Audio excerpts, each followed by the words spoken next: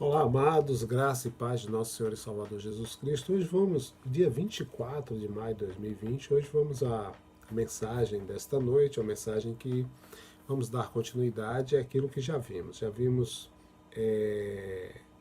as pragas no Egito, né, as 10 pragas, vimos a morte do cordeiro, e hoje vamos continuar pensando na trajetória do povo hebreu, do povo israelita, no deserto. E aí vamos pensar sobre a nuvem no deserto, tá? O texto básico vai ser Êxodo 13, versículo 21 e 22, que o Senhor aplique ao meu coração, ao seu coração, a palavra de Deus e que a gente possa continuar crescendo na graça e no conhecimento do Senhor.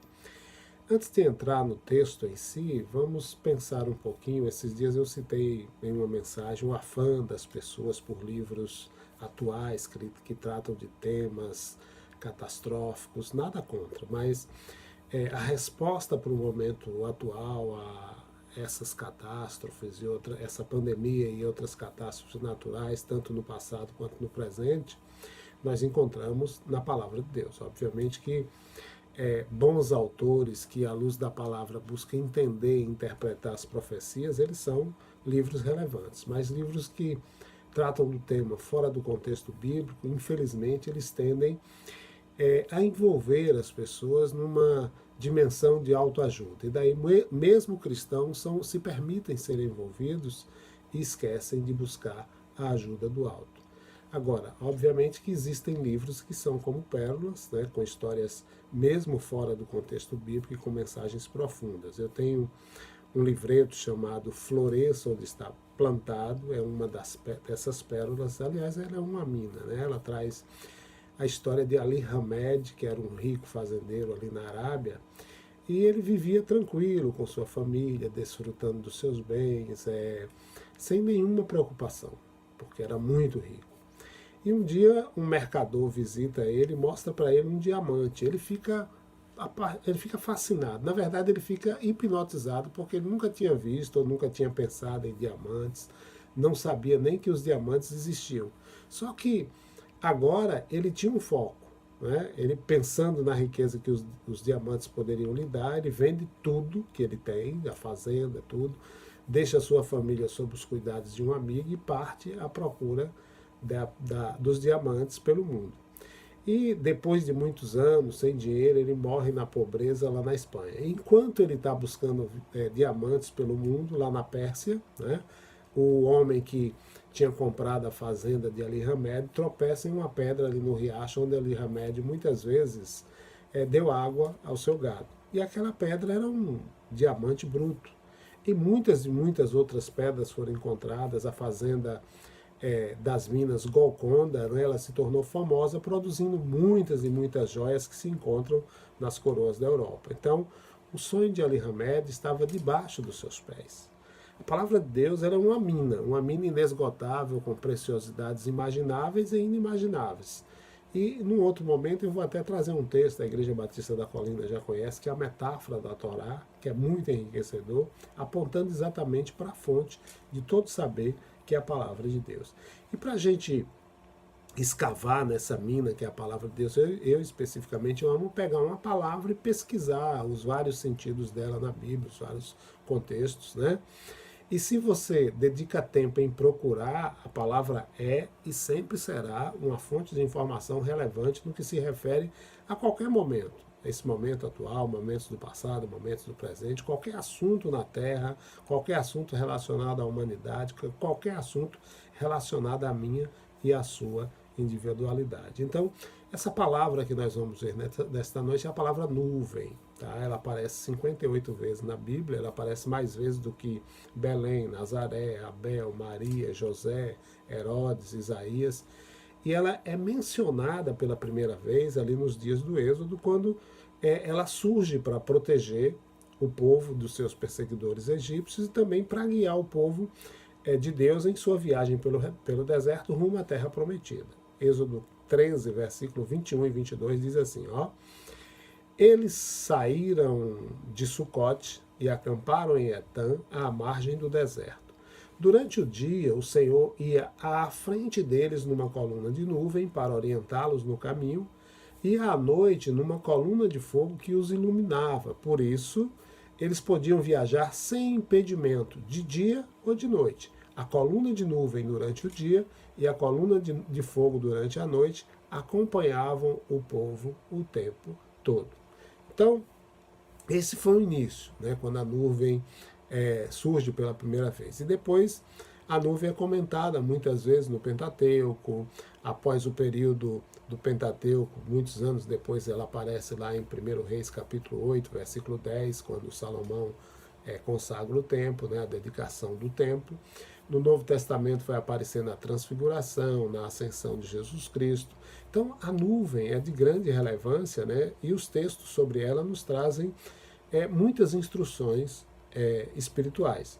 A gente vai ver que é um fenômeno singular. A primeira coisa que a gente precisa entender logo de cara é que a nuvem no deserto era diferente de qualquer outra coisa que o mundo já contemplou. Era chamada de nuvem apenas porque não tinha um nome específico que pudesse descrever aquele fenômeno ali no deserto, né, na língua hebraica. Então, ela surgiu enquanto o povo que havia saído do Egito estava a caminho do Mar Vermelho, como o Êxodo 13 mostra, e eu quero trazer de maneira gradativa a noção sobre essa nuvem, né? Mas ela era grande e tinha propriedades incomuns. Durante o dia ela aparecia como uma nuvem, o texto mostra, e durante a noite ela gerava luz e calor, parecendo com uma coluna de fogo. E normalmente ela parava e se mantinha no centro do acampamento, mas durante os primeiros dias da jornada, né, ela se movimentava atrás do povo, servindo de barreira protetora contra os perseguidores egípcios. Vamos ver aqui, ó. Êxodo 14, versículo 19 e 20 diz assim: Em seguida, o anjo de Deus que estava à frente do acampamento de Israel posicionou-se à retaguarda. E o mesmo aconteceu com a coluna de nuvem. A nuvem agora estava estacionada entre o exército egípcio e o acampamento de Israel. Ela envolveu o primeiro acampamento na escuridão e inundou o outro com a luz. Fantástico isso. E durante toda a noite, um exército não pôde se aproximar do outro. Claro, está aqui que na noite da passagem ali pelo Mar Vermelho, essa nuvem ou essa coluna de fogo, ela ficou estacionada atrás do acampamento do povo de Deus como uma barreira contra os perseguidores egípcios. Do lado egípcio, tudo escuro, um breu, e do lado do povo de Deus, tudo claro, com LED em toda a trajetória da abertura do Mar Vermelho para que o povo passasse. E depois desse evento, durante a jornada, ela ia diante do povo para mostrar o caminho. Êxodo 40, versículos 36 a 38, vai dizer: Sempre que a nuvem se levantava do tabernáculo, ou da habitação, o povo de Israel partia. Mas se a nuvem não se erguesse, ninguém levantava o acampamento. A nuvem do Eterno ficava sobre o tabernáculo durante o dia e de noite havia fogo sobre ela. Estava sempre visível a todos os israelitas em suas viagens. Então, como não havia palavra para descrever esse fenômeno singular, o povo chamava de glória, radiância, presença, dando significado aí à glória de Deus, né, sendo conhecida mais como a nuvem. E ela servia, uma segunda coisa que a gente vai precisar entender, é que ela era uma proteção de Deus, né? Se faz necessário reconhecer que sem a nuvem e sem o milagre que ela representava, o povo de Israel teria perecido ali no deserto bem antes de entrar em Canaã. A nuvem os protegeu, primeiro dos inimigos humanos, como Faraó e os exércitos egípcios, e também dos perigos naturais do deserto. Atentem, né, que o número de pessoas que deixou o Egito com Moisés era muito grande. E eles estavam transitando em uma área inóspita, era a área mais inabitada da terra. E quando a gente lê Êxodo 12, 37, a palavra de Deus diz, os israelitas saíram, para a gente ter uma noção da quantidade, saíram de Ramsés e partiram na direção de Sucote, uma multidão de 600 mil a pé. Aproximadamente, né, uma multidão de 600 mil a pé, aproximadamente, sem contar mulheres e crianças. Um grande número de pessoas desqualificadas aproveitou a ocasião para ir com eles, ou seja, eram outros escravos de outras nações. A gente percebe que, além dos homens, havia mulheres e crianças, e além de ex-escravos também de outras nações que saíram juntos. O número, na verdade, devia passar de 2 milhões de pessoas. Para a gente ter uma noção, imagine, né, a partir da gente fazer uma ilustração aqui. A Fonte Nova cabe 50 mil pessoas quando está lotado, que corresponde o quê? A 40 estádios cheios. Essa é a ideia do número de pessoas que saíram ali do Egito, só para você ter uma noção. Então, no deserto, eles enfrentavam temperatura que variavam de 38 a 60 graus de dia, né? E à noite a temperatura caía até 0 grau. E para vencer essas intempéries e outros inimigos do deserto, eles precisavam de quê? Eles precisavam de um guia bem preparado, eles precisavam de sombra para se abrigar desse sol abrasador, né? E também eles precisavam de calor para se abrigar do frio e da noite, além de água. Senão, o que ia acontecer? Eles iriam perecer, né, em função das temperaturas extremas do deserto, seja no calor, seja no frio. Só que o Senhor providenciou tudo isso no milagre da nuvem que ia com eles. O que a nuvem fazia? Vamos ver. O Salmo 105, eu fico maravilhado com esse versículo. O verso 39 do Salmo 105 diz assim: Deus estendeu uma nuvem para refrescá-los durante o dia e uma fogueira para iluminar seu caminho à noite. Essa é a versão da Bíblia da Mensagem. Na King James, na revista atualizada, está escrito assim: Então ele estendeu uma nuvem para lhe servir de sombra como um toldo, e um clarão de fogo para iluminar a noite. Percebam que ela era grande o suficiente para cobrir toda a extensão do acampamento dos israelitas ali, com 2 milhões de pessoas, e durante o dia ela protegia dos raios diretos do sol, e durante a noite, quando ela se transformava numa coluna de fogo, aquecia do frio do deserto, né, que chegava a 0 grau. E a presença da nuvem era uma lembrança diária do cuidado de Deus por seu povo e da sua constante proteção. Então, terceira coisa que a gente precisa ver é a manifestação da presença de Deus, né? A luz, né? Não era apenas uma lembrança da proteção de Deus, era também um símbolo da presença de Deus. Deus estava com seu povo e a nuvem demonstrava isso.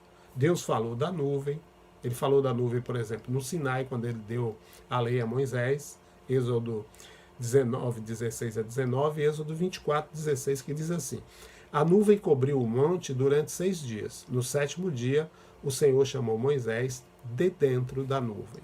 O Senhor falou também quando a nuvem estava sobre a arca da aliança, no Santo dos Santos do tabernáculo, né? Em Êxodo 33, de 7 a 11, a palavra de Deus diz assim: Moisés costumava armar a tenda fora do acampamento, a certa distância dele. Ele a chamava tenda do encontro. Quem quisesse consultar o Senhor se dirigia à tenda do encontro fora do acampamento. Era assim.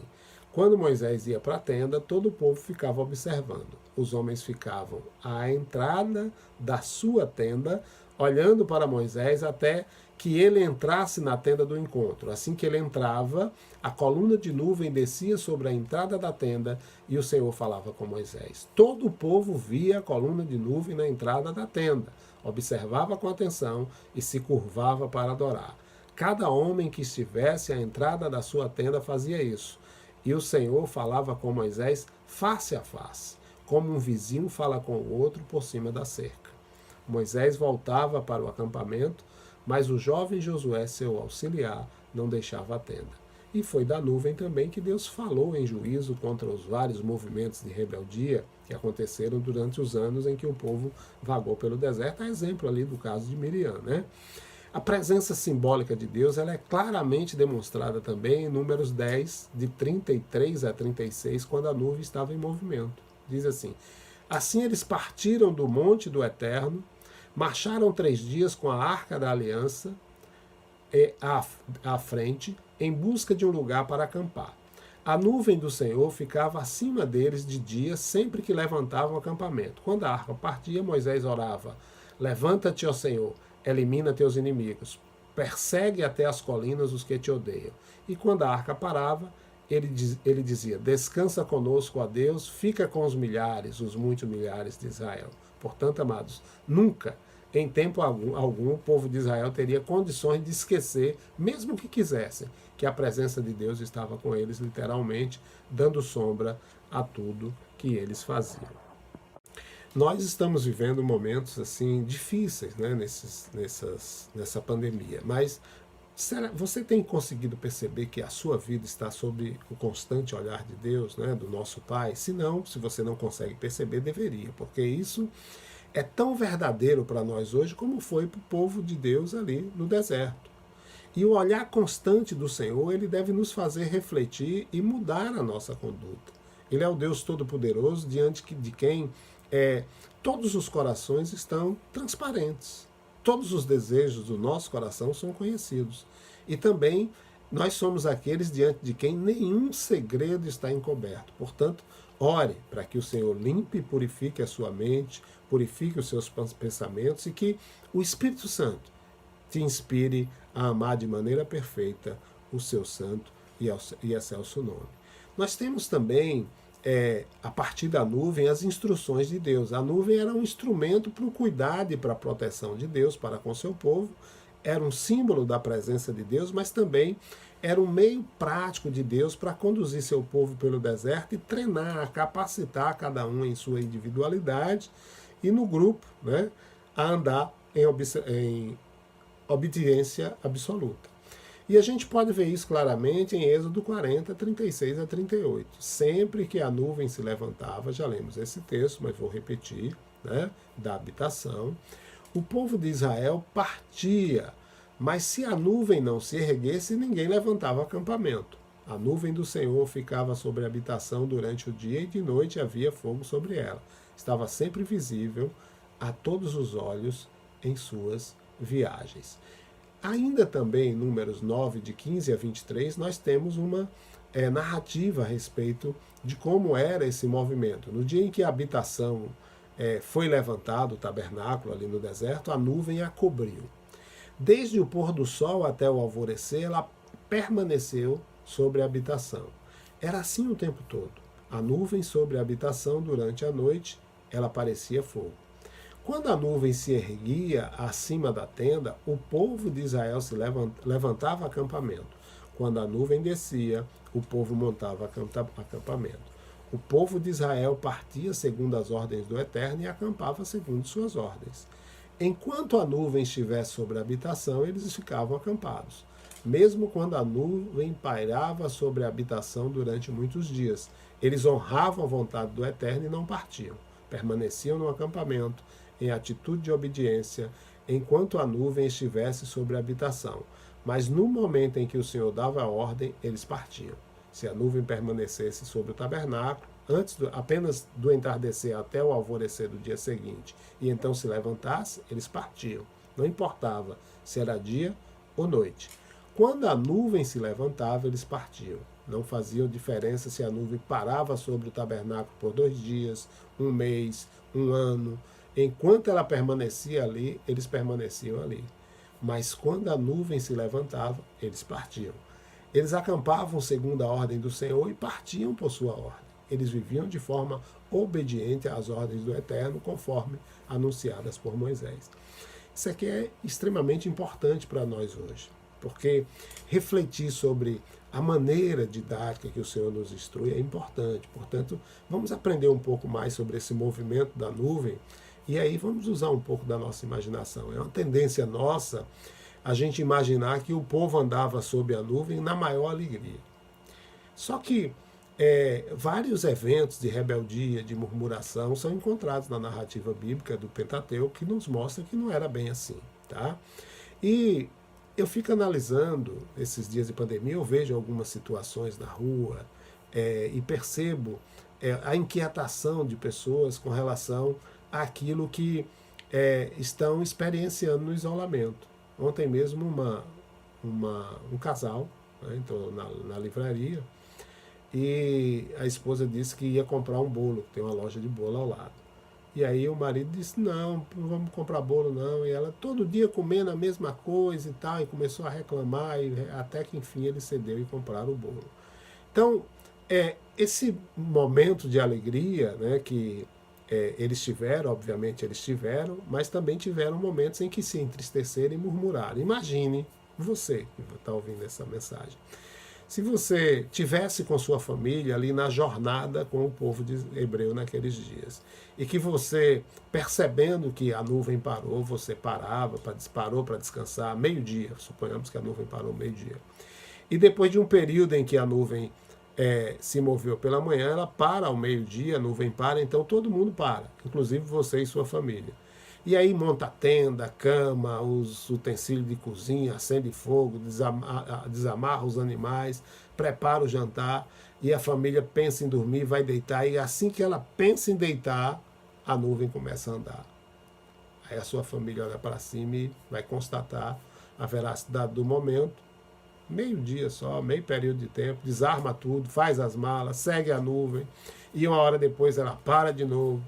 Aí você diz, não vamos desarrumar nada não, vamos dormir no chão, porque amanhã pode ser que ela saia, ou daqui a uma hora. Aí amanhece o dia, a nuvem está ali. Anoitece, a nuvem está ali.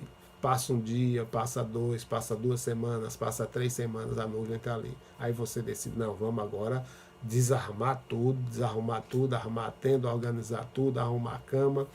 E assim que você desfaz tudo, a nuvem começa a andar, arruma tudo de novo. Então, gostando ou não, o povo tinha que seguir a nuvem. Se você dissesse, não quero saber se a nuvem vai andar ou não, eu vou ficar aqui, já cansei. Você podia até ficar, mas sozinho no calor do dia ou no frio da noite, ali no deserto, você não ia durar muito tempo. Então, independentemente da reação do povo, através da disciplina e da sua infinita sabedoria, Deus estava moldando uma nação, né, formada a partir de uma ralé, e transformando ela numa força que um dia conquistaria a terra prometida. É importante isso. Então, amados, concluindo, é dessa maneira que, em sua disciplina rigorosa, em sua disciplina que algumas vezes para nós é indigesta, que o Senhor nos transforma em seus guerreiros cristãos, né, comprometidos nessa geração. Você está me ouvindo aí, você pode até achar que essa comparação não é justa e pensar, mas eles tinham a nuvem, nós não temos nada semelhante que Deus use para nos guiar ou para dirigir a gente hoje. Uma pergunta para você, será que você tem certeza do que está falando? Né? Eles tinham a nuvem, é verdade, mas o que a gente tem? Nós temos o Espírito Santo, que é a própria vida do Deus Todo-Poderoso dentro de cada um de nós. E o Espírito Santo, em todos os sentidos, é para nós o que a nuvem era para eles. A nuvem simbolizava a presença de Deus, o Espírito Santo também. Na verdade, o Espírito Santo é Deus presente. Né? A nuvem protegeu e guiou o povo, o Espírito Santo também nos protege e nos guia. É por isso que Jesus pôde dizer ali nas orientações finais dadas aos seus discípulos antes da crucificação, em João capítulo 13 a 17, mais especificamente no versículo 13 do capítulo 16, ele diz: quando vier, porém, o Espírito da verdade, ele vos guiará a toda a verdade. E no versículo 18 do mesmo capítulo 16, ele diz: quando ele vier, convencerá o mundo do pecado, da justiça e do juízo. E o apóstolo Paulo ele acrescenta em Gálatas 5,16 o seguinte: vivam nessa liberdade, motivados pelo Espírito de Deus.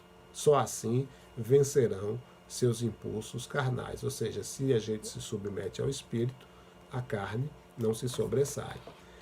Então, para finalizar, 2 contextos. Se você é cristão, né, e está desejoso de obedecer a Deus, o Espírito Santo vai te guiar. Além do mais, ele vai guiar você pessoalmente, ele vai lhe treinar para que você se torne um bom soldado de Cristo a cada dia. E se você não é um cristão, que você possa se permitir ouvir a voz do Espírito te alertando a respeito do pecado, da justiça, do juízo, e abrace a vida de Deus em seu Filho Jesus, que morreu na cruz do Calvário para que eu e você, para que nós tivéssemos vida e vida abundante. E isso ele nos garante em seu Filho Jesus. Amém? Que o Senhor nosso Deus aplique essa palavra ao meu coração e ao seu coração. Pai, o desejo do meu coração é que vidas sejam libertas, sejam na dimensão do teu reino ou fora dela, na dimensão do teu reino abrindo-se mais e mais para a dependência do teu Santo Espírito. Os que ainda não fazem parte do teu reino, entendendo que são pecadores, entendendo que um dia vão se encontrar contigo, entendendo que um dia hão de ser julgados por ti, e que em teu Filho eles são livres não do julgamento, mas da condenação, porque nenhuma condenação há para aqueles que estão em Cristo Jesus. Obrigado, Pai, por esse momento, que o amor de Deus, o nosso Pai, a graça salvadora de Cristo Jesus e a comunhão e a consolação do Espírito Santo de Deus seja com cada um de nós, povo seu, e com todo o povo de Deus espalhado na face da terra. Quem crê, diz amém. Glória a Deus.